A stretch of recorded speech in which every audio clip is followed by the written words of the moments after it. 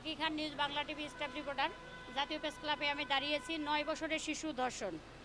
পঞ্চগড় সদর থানা, হারিভাষা, ডাঙ্গাপাড়া ইউনিয়ন 8 নং ওয়ার্ড, নুরানি মাদ্রাসার ছাত্রী। এবং সে ঘটনা ঘটছে গত মাসে 8 তারিখ, মামলা হয়েছে 12 তারিখ। আমি সে জায়গায় গিয়েছি 18 তারিখ। 18 তারিখে যাই দেখি ওনাদের একটা হাজিরা চলে গিয়েছে, কিন্তু ওনারা আদালতে উপস্থিত হয়নি। না হওয়াতে পরোয়ানা আদালত থেকে পরোয়ানা দিছে পঞ্চগড় কোর্ট থেকে। এবং চেয়ারম্যানের কাছে গিয়েছি, চেয়ারম্যান বলছে যে হ্যাঁ, আসামি যে কাজটা করছে ধর্ষণ করার চেষ্টা করা একই অপরাধী। আসামিকে যেখানেই পাবে হাত বা পা কেটে নেবে। তারপরে মুন্না সদর থানার মুন্না এসআই, উনি তদন্তকারী, ওনাকে জিজ্ঞেস করলাম, বলতেছে ম্যাডাম আপনি আসছেন ভালো হয়েছে এবং আপনাকে আমার পক্ষ থেকে স্যালুট। আপনি ঢাকা থেকে এসে এখানে এই কাজটাতে দাঁড়িয়েছেন, আসলে আপনি যদি আমাকে সহযোগিতা করেন তাহলে আমি আসামি ধরতে পারবো। তখন আমি বললাম যে ঠিক আছে, আসামি পক্ষকে বলেন যে আমরা আপোষ করব, আপোষের কথা বলে নিয়ে আসেন, তাহলে আসামিকে ধরা যাচ্ছে।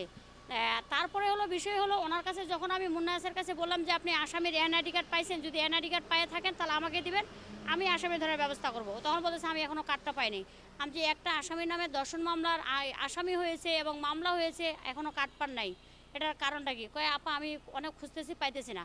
যে আসামিও ওই মামলার হলো একজন, কিন্তু পঞ্চগড়বাসী, আমি যখন এখান থেকে যাই মানববন্ধন করি, 20 তারিখে মানববন্ধন করছি পঞ্চগড়ে গিয়ে, তখন পঞ্চগড়বাসী সবাই আমার উপর হামলা করে এবং পরিচালক এবং প্রধান শিক্ষক নুরানি মাদ্রাসার ওরা রাত 12টা বাজে আমার উপর হামলা করছে। আমি কেন এখান থেকে গিয়ে ওখানে কাজটা করছি।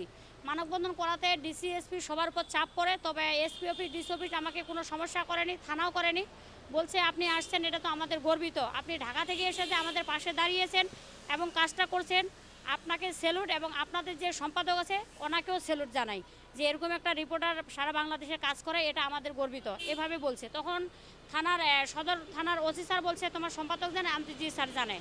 ওই ফোনে তখন আমার সম্পাদকের সাথে কথা বলছে, জিজ্ঞেস করছে, বলছে আচ্ছা ঠিক আছে ম্যাডাম, বিরক্তি করার জন্য সরি, আপনি আমাদের পাশে থাকবেন, আমরা যেন আসামিটা দ্রুত ধরতে পারি।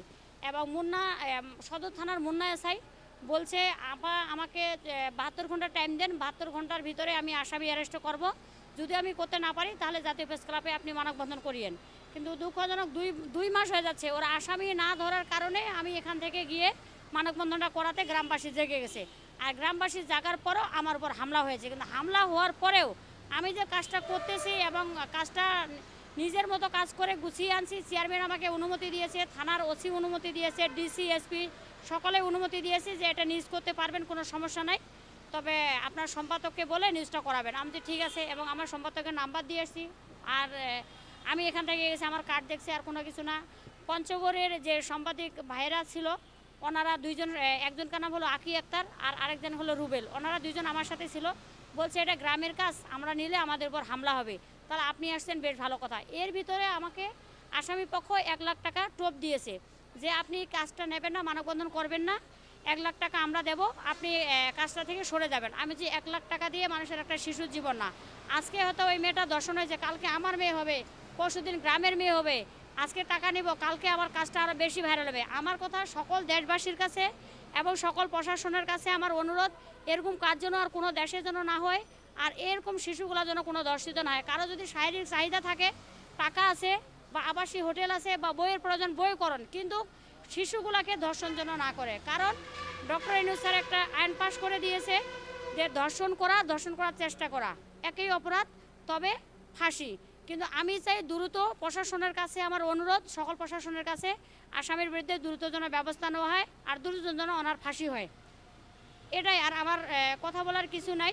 আর পরবর্তী খবরে আমি আবার যাব, 3 তারিখে যেতে চেয়েছি, 3 তারিখে গিয়ে দেখি 3 তারিখ 2 তারিখ পর্যন্ত আমাকে থানার ওসি টাইম দিয়েছে এবং আয়ু টাইম দিয়েছে 2 তারিখ পর্যন্ত লাস্ট ডেট। 2 তারিখে যদি ওনারা আসামি অ্যারেস্ট না করে, 3 তারিখে আমি নিজেই মাঠে নামবো, সেখানে গিয়ে আসামি অ্যারেস্টে করে আমি আসবো।